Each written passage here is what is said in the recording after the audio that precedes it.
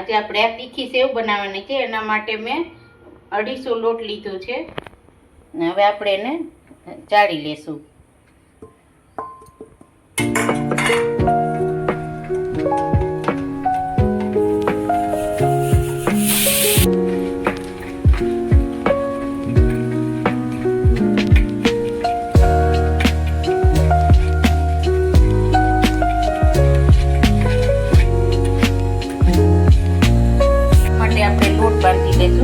આપણે આમાં તીખી સેવ છે એટલે એમાં ખાલી બસ મસાલો જ આવશે, એમાં સોડા કે આપણે કાંઈ નથી નાખવાનું.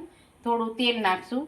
પહેલાં હું પાણી નાખીને એમાં તેલ નાખીને થોડુંક ઘૂંટી લઈશ. પહેલાં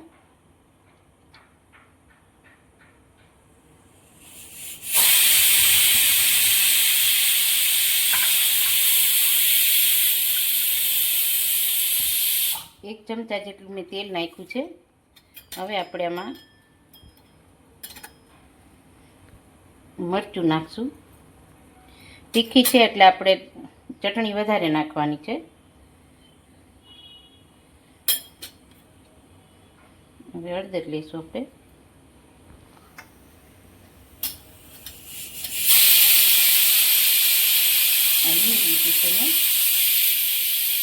હિંગ થોડીક આપણે વધારે નાખશું ચડિયાતી, એટલે સેવનો ટેસ્ટ સરસ આવશે.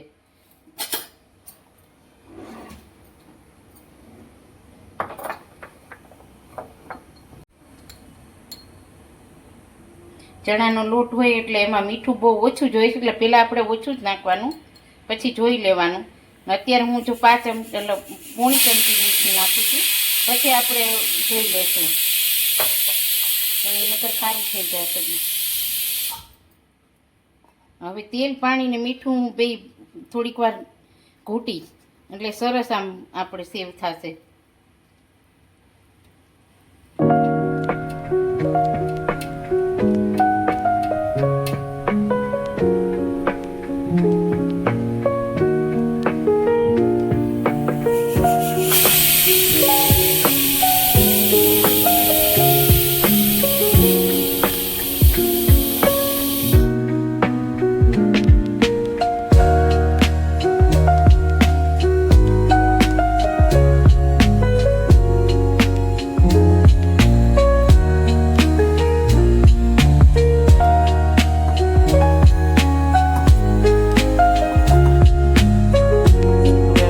બંધાઈ ગયો છે, પણ આપણે થોડીક વાર એને ફેટશું એટલે સરસ સેવ એકદમ આપણી સોફ્ટ થશે.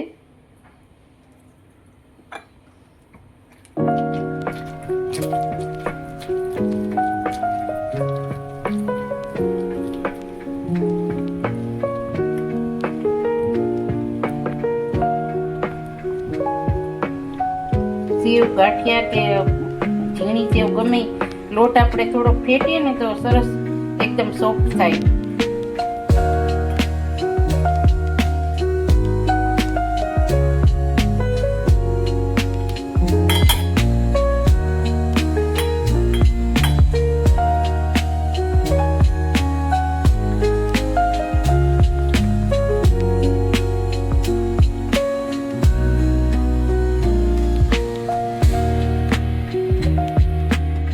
ઘણા જારાથી પાડે છે, મારી પાસે જારું નથી, હું આ હંચાથી પાડું છું. આ 3 સેવની 3 જાળી છે. એક નાયલોન છે, એક થોડીક આમ નાયલોનથી થોડીક વધારે જાડી છે, અને આ વધારે જાડી. નાનથી ગાંઠિયા પડે, પણ ગાંઠિયા બહુ ઝીણા થાય. આ સેવ માટે આપણે બરાબર છે, તીખી સેવ માટે, એટલે હું આ જાડી લઉં છું.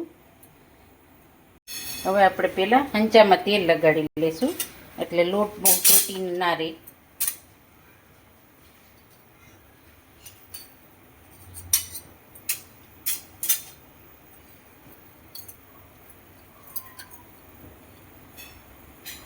હવે આપણે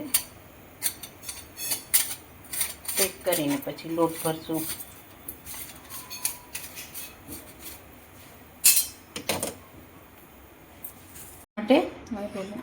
આ લોટની બરાબર સોફ્ટ સરસ થશે. બહુ કડક નહીં, બહુ નરમ નહીં. આપણે હંચાથી પાડવો છે એટલે આ લોટ બરાબર છે. ધારાથી પાડવો હોય તો થોડોક કડક હોય તો ચાલે.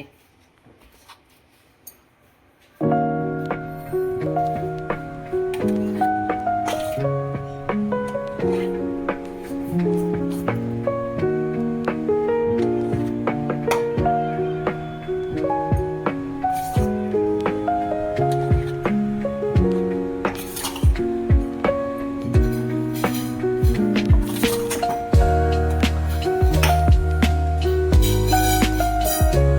લીધો છે, હવે આપણે બંધ કરશું.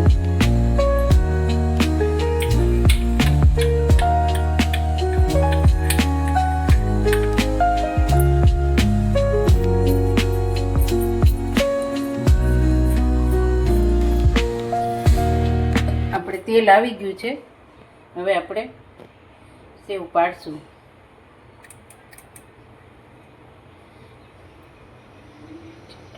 તેલ થઈ ગયું છે, હવે આપણે પાડશું.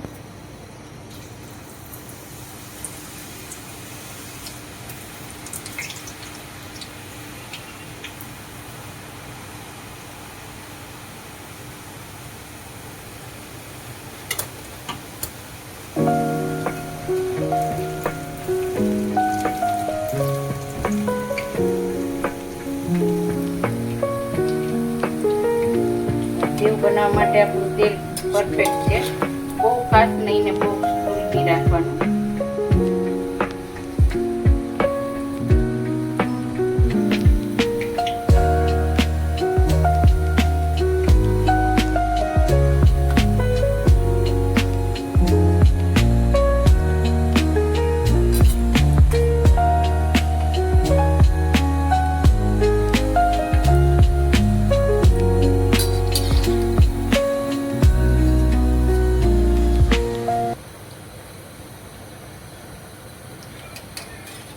આ તળાઈ ગઈ કે નહીં જોવા માટે આપણે સેવનો ભાંગ લેશું.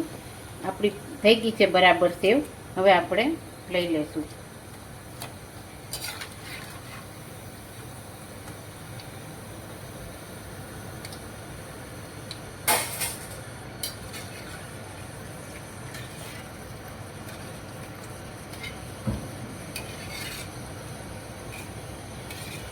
આવી રીતે આપણે બધી સેવ તૈયાર કરી લઈશું.